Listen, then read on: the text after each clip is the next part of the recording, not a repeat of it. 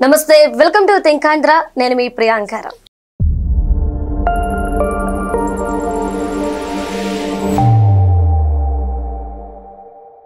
జగన్మోహన్ రెడ్డి గారు press meet లో ఒక మాట అన్నారు. అంటే మహిళలకి చంద్రబాబు నాయుడు గారు ఏం చేయట్లేదు అంటే ఒక చిన్న ఉచిత బస్సు పథకాన్ని కూడా సరిగ్గా నిర్వహించలేకపోతున్న వ్యక్తి ఎవరైనా ఉన్నారు అంటే అది చంద్రబాబు నాయుడు గారు అని ఆయన ప్రస్తావించారు. ఇది ఎలా చూడాలి? అసలు నిజంగానే బాబు గారు మహిళలకి అంటే ఒక చిన్న చిన్న పథకాలను కూడా సరిగ్గా నిర్వహించలేకపోతున్నారా, అమలు చేయలేకపోతున్నారా అనేది పెద్ద క్వశ్చన్ మార్క్ గా ఉంది. సో దీనికి సంబంధించి మనతో మాట్లాడడానికి ప్రముఖ పొలిటికల్ అనలిస్ట్ అడుసుమల్లి శ్రీనివాస్ గారు ఉన్నారు. ఆయనతో మాట్లాడదాం. నమస్కారం సార్. నమస్కారం అండి.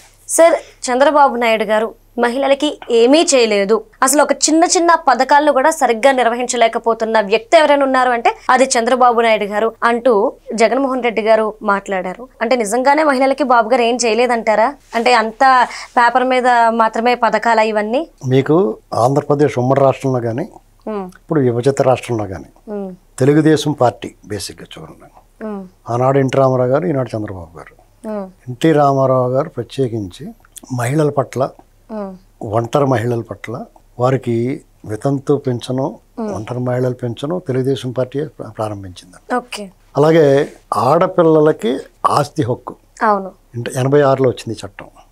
అప్పటి వరకు వాడు 100 ఎకరాలు ఉన్నా, 200 ఎకరాలు ఉన్నా, లేకపోతే 10 ఎకరాలు ఉన్నా, 1.5 ఎకరాలు ఉన్నా, 2 ఎకరాలు ఉన్నా ఆడపిల్లకి ఎంతో కొంత ఇచ్చి వదిలించుకునేవారు. కొంచెం స్థితిమంతులు అయితే ఘనంగా పెళ్లి చేసేవారు, పెట్టుబడులు అవి బాగా పెట్టేవారు. అంతే. ఆస్తిలో మాత్రం రూపాయి వాటా ఉండేది కదా, వాళ్ళకి ఏమైనా ఉంటే ఇచ్చేసి పంపించేయడం అంతే.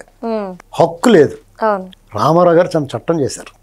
తర్వాత చంద్రబాబు నాయుడు గారు వచ్చిన తర్వాత ఆడపిల్లలకి విద్య అన్ని రకాల రంగాల్లోనూ ముందుకు తీసుకొచ్చే ప్రయత్నం చంద్రబాబు నాయుడు గారు. అంటే తెలుగుదేశం పార్టీ తన మూల సిద్ధాంతం నుంచి ఎన్టీ రామారావు గారి నుంచి అధికారం ఈయనకు మార్పిడి అయిన తర్వాత ఈయన దాన్ని ఇంక మరింత మెరుగ్గా ఉండటం.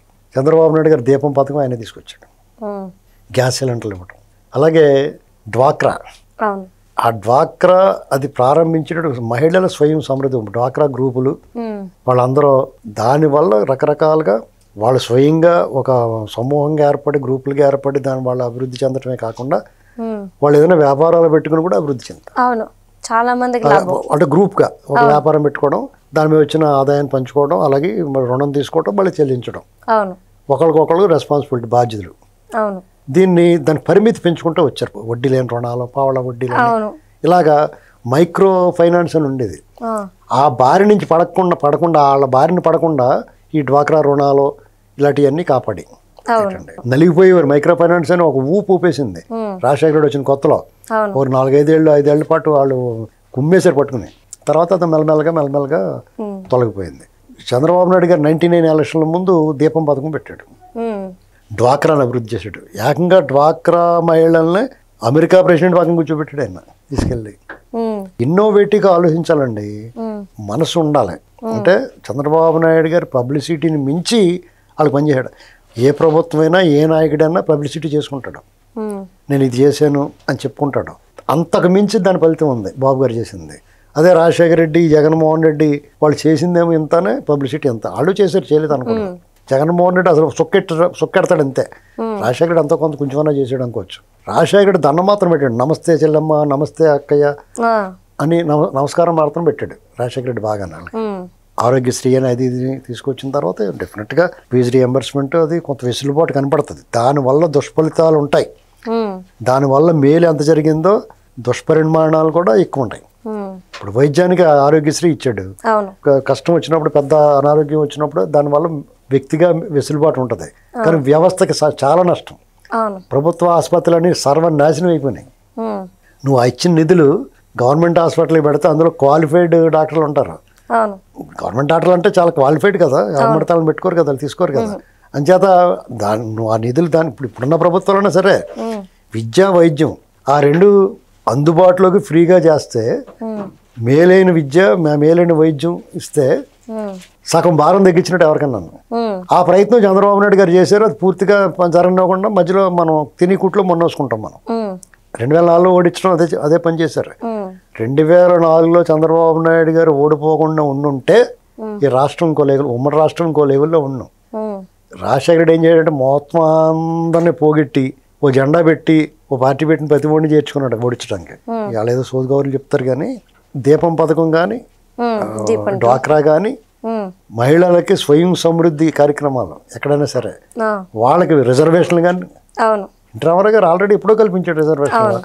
ఇప్పుడు కూడా వాళ్ళ పార్టీ పదవులు కానీ మీకు ప్రభుత్వం తరఫున వచ్చి పదవులు కానీ ఇన్నట్లో కూడా మహిళలకి ఒక వాళ్ళ వాటా వాళ్ళకి ప్రత్యేకించి చేస్తూ ఉంటారు. అంటే రాజకీయంగా, ఆర్థికంగా, సామాజికంగా, విద్యాపరంగా ముందు తీసుకొచ్చిన ఘనత తెలుగుదేశం ప్రభుత్వానికి, రామారావు గారికి, చంద్రబాబు గారికి చెందుతుంది. మిగతా వాళ్ళు దాన్ని చచ్చినట్టు ఫాలో అయ్యారు. 83 ఎన్టీ రామారావు గారు అధికారంలోకి వచ్చిన తర్వాత, 85లో మళ్ళీ తిరిగి వచ్చిన తర్వాత, 89లో ఓడిపోయిన, 94లో మళ్ళీ వచ్చాడు ఆయన. 99లో మళ్ళీ టీడీపీ గవర్నమెంట్ వచ్చింది. ఈ తర్వాత ఇంకా మిగతా వాళ్ళు 2004 నుంచి ఎవరు వచ్చినా కానీ ఫాలో అవ్వాల్సి వచ్చింది. అంటే ఈ మధ్యలో చంద్రబాబు నాయుడు గారు ఈ ఎన్నికైన తర్వాత మహిళలకు ఏం చేయలేదా? ఈ ఎన్నికతో ముందు అని ఏం చెప్పాడంటే మహిళలకి ఫ్రీ బస్ హామీ ఇచ్చాడు. తెలంగాణలోను, కర్ణాటకలోను అమలు చేశారు దాన్ని. ఆంధ్రాలో కూడా స్త్రీ శక్తి పేరిట వాళ్ళు హామీ ఇచ్చారు. వీళ్ళందరికన్నా మెరుగ్గా చేస్తున్నారు. అంటే మొదట వాళ్ళు బాగా చేయలేదని కాదండి, వాళ్ళు ఒకటి ప్రారంభిస్తారు, దాంట్లో ఉన్న లోటుపాట్లను సవరించుకున్న తర్వాత వాళ్ళకి అవకాశం ఉంటుంది. ఇప్పుడు కర్ణాటక తెలంగాణ మెరుగు, తెలంగాణ కర్ణాటక అంటే ఆంధ్రప్రదేశ్లో ఇప్పుడు ఉన్న పథకం మెరుగు. లేకపోతే ఇంకోటి ఉన్నప్పుడు ఏ కర్ణాటకలో ఏ తమిళనాడు స్టార్ట్ చేయాలనుకోండి, ఇంతకన్నా బాగా మెరుగ్గా వాళ్ళు చేయగలవచ్చు. ఇంట్లో లోటుపాట్లు ఏమున్నాయని సవరించుకొని. ఆంధ్రప్రదేశ్లో అయితే మొదట వాళ్ళు ఏమి హామీ ఇచ్చారు, జిల్లాలకి పరిధిలో. ఇప్పుడు అలా కాదు కదా, మొత్తం రాష్ట్రం ఎక్కడికైనా వెళ్ళొచ్చు. ఇది ఎంత మేలు చేస్తుందంటే, మీరు నేరుగా ఒక కుటుంబానికి, ఆడపిల్లకి ఒక 1000-1500 నేరుగా డైరెక్ట్గా అకౌంట్లో వేసినంత మేలు జరుగుతుంది. ఇందులో కులం లేదు, మతం లేదు, ప్రాంతం లేదు, ఏమీ లేదు. రాష్ట్రంలో ఉన్న అందరికీ ఏదో ఒకటి అనేటువంటి పథకంలో కింద వస్తుంది. నేను మొన్న మధ్యన అందరికీ ఏదో ఒకటి అన్న పథకం ఉండాలి కదా, మీరు ఎవరో కొంతమందికి వైట్ కార్డు ఉన్న వాళ్ళకి, లేకపోతే బిలో పవర్టీ లేని ఉన్న వాళ్ళకి చేస్తున్నారు. మిగతా వాళ్ళ పరిస్థితి ఏంటంటే దాని సమాధానం ఇది. నేను అడిగాను మొన్న ఈ మధ్యన ఎప్పుడో, నాకు దీని గురించి పూర్తిగా తెలియక. మీరన్నా వెళ్ళొచ్చు, లేకపోతే ఇంకొకళ్ళు ఎవరన్నా వెళ్ళొచ్చు, వాళ్ళకి ఆధార్ కార్డు ఉండాలి. ఆంధ్రప్రదేశ్లో ఆధార్ కార్డు చూపిస్తే టక్మని టికెట్ ఇచ్చేస్తారు. వాళ్ళు ఎక్కడి నుంచి ఎక్కడికైనా వెళ్ళొచ్చు. అలాగని చెప్పేసి ఇప్పుడు జగన్మోహన్ రెడ్డి అన్నట్టు అన్ని బస్సులు ఎందుకు ఇస్తారు, నెత్తిమీద చెంగేసి కూర్చుంటారా? అక్కడ వాళ్ళకి ఉచితంగా బస్సు సర్వీస్ ఉంటుంది. వాళ్ళకి అందుబాటులో కొన్ని బస్సులు ఉంటాయి. ఆ బస్సుల్లో ప్రయాణం చేయాలి. చేయట్టేసి ఏది పడితే దాపేస్తే ఎలా కుదురుతుందండి? 5 సర్వీసులు ఇచ్చారు. పల్లె వెలుగు, అల్ట్రాపల్లి వెలుగు, హైటెక్ ప్రమాణంగా ఉంది. ఏ మూల నుంచి ఏ మూలకి వెళ్ళినా వెసులుబాటు ఇచ్చారు. అవసరమైతే ఒక అరగంట వెయిట్ చేయాలి ఈ ఫ్రీ బస్సు కోసం. ఆ అవసరం లేదంట, బ్రహ్మాండంగా ఉందంటున్నారు. సిటీ బస్సుల్లోను, పల్లె వెలుగు బస్సుల్లోను హ్యాపీగా ఇప్పుడు అందరికి ఎక్కువ మందికి ఉపయోగం జరుగుతుంది. మహిళలు చాలా సంతోషంగా ఉన్నారు ఈ విషయంలో. ఎవరికి కూడా అంటే పని కట్టుకుని వచ్చి ఈ బస్సు ఎక్కనివ్వట్లేదు, ఆ బస్సు ఎక్కనివ్వరు, పని చూసుకోని చెప్పాలి వాళ్ళకి. సమానం చెప్పకూడదు. తల్లికి వందనంలో ఒక పిల్లవాడు ఉంటే ఒకటి ఇచ్చాడు జగన్మోహన్ రెడ్డి, ముగ్గురున్నా ఒకటే ఇచ్చాడు. దానివల్ల వాళ్ళకి నష్టం ఏంటంటే అది కూడా ఆల్టర్నేటివ్గా ఇచ్చాడు. 5 పథకాలు ఉన్నాయనుకోండి, 3 వస్తే 2 వచ్చి కాదు, వీళ్ళు అన్నీ అందుతున్నాయి. ఒకే ఇంట్లో తల్లికి వందనం తీసుకునే వాళ్ళు ఉన్నారు, గ్యాస్ సిలిండర్లు తీసుకుంటున్నారు, వృద్ధాప్య పెన్షన్లు తీసుకుంటున్నారు. అందులో డిఎస్సి కూడా ఉందనుకో, వచ్చిందని వాళ్ళకి ఒకరికి 2 ఉద్యోగాలు వచ్చిన వాళ్ళు ఉన్నారు. అంటే ఇది లాటరీ, బ్రహ్మాండంగా నక్కం దొక్కొచ్చినట్టు అయింది వాళ్ళ పరిస్థితి. ఈ పథకాలు మాత్రం చంద్రబాబు నాయుడు గారి అభివృద్ధి అంత దీక్షగా పెర్ఫెక్ట్ గా చేస్తాడో, పథకాల అమలు కూడా అంతే పెర్ఫెక్ట్ గా చేస్తాడు. అది గుర్తుపెట్టుకోవాలి మీరు. ఏదో చేసేమన్నట్టు కాకుండా, అంటే ఆయన పర్ఫెక్ట్నెస్ కోరుకునే మనిషి. చిన్న తేడా కూడా వస్తే ఒప్పుకోడు ఆయన. చాలా మంది పాపం ఆయన్ని ఈ సంక్షేమ విషయంలో ఈ ఎందుకు పనికిరాని వాళ్ళతో పోలుతారు ఆయన్ని. వాళ్ళందరూ పచ్చి స్వార్థం, పబ్లిసిటీ మనుషులు.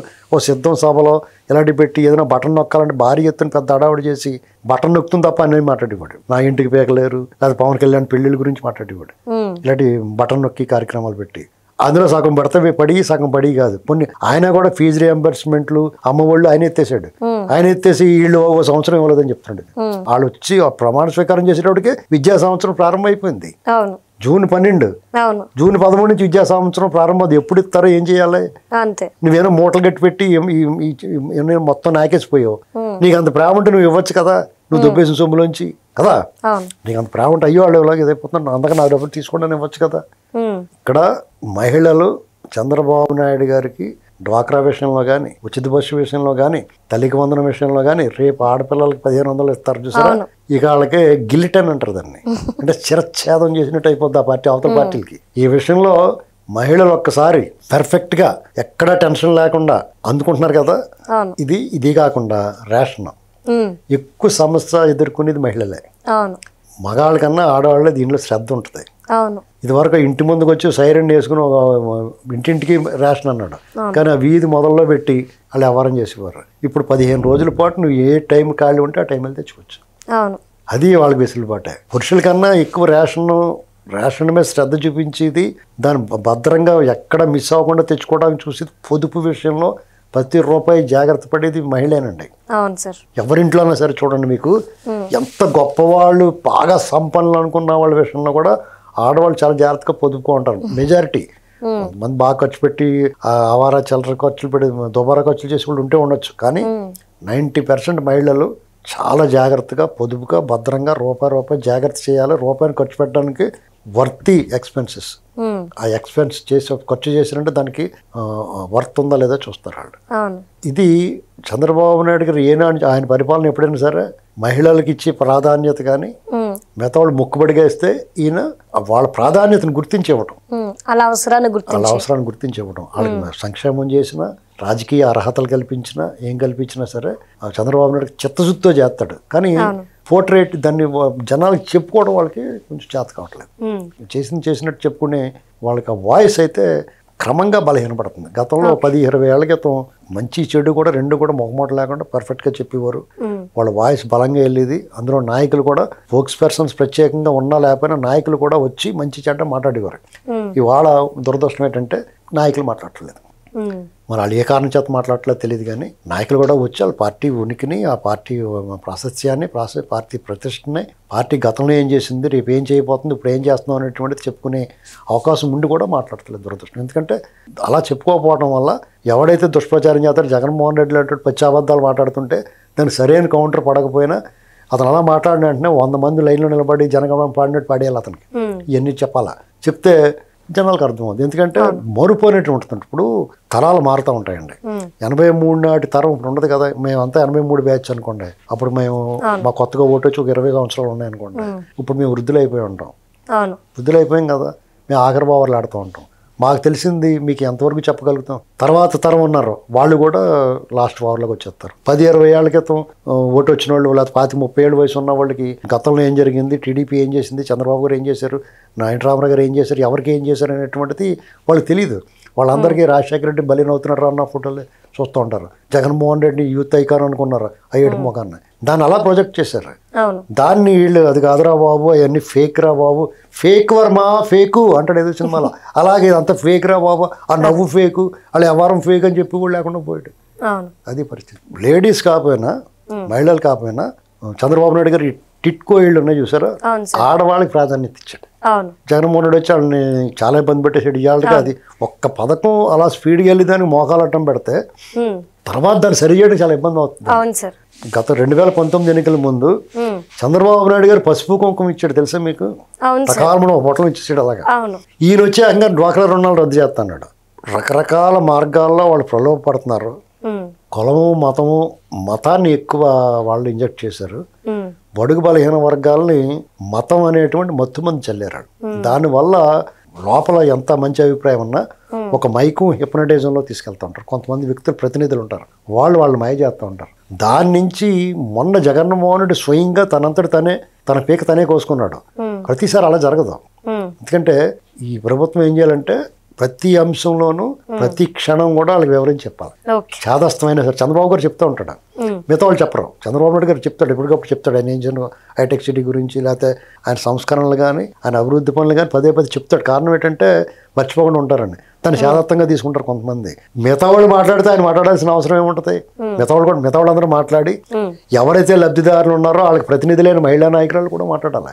ప్రతి క్షణం మాట్లాడాలి, ప్రతిరోజు మాట్లాడాలి. అప్పుడు ఏమవుతుందంటే ఇంకా ఆయనకి శ్రమ తగ్గించిన వాళ్ళు అవుతారని చెప్పుకోగలుగుతుంది. వీళ్ళు ఎవరు మాట్లాడితే ఆయన మాట్లాడతాడు. Okay, right. Thank you so much sir.